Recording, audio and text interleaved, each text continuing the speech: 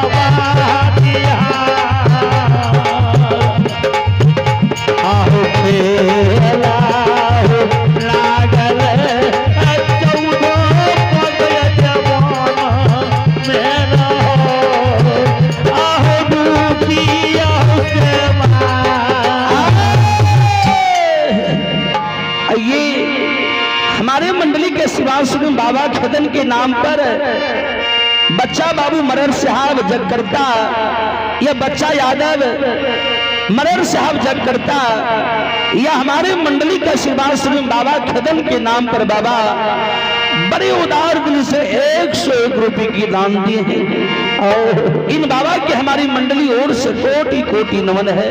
जय हो दानी महाराज की जय हो। आइए आप हैं सियाराम बाबू शिवराई बाजार, बड़ी उदार दिल से 21 रुपए की दान दिए हैं बाबा खदन के नाम पर। जय हो दानी महाराज की जय हो, उनकी माता पिता की जय हो। सरकार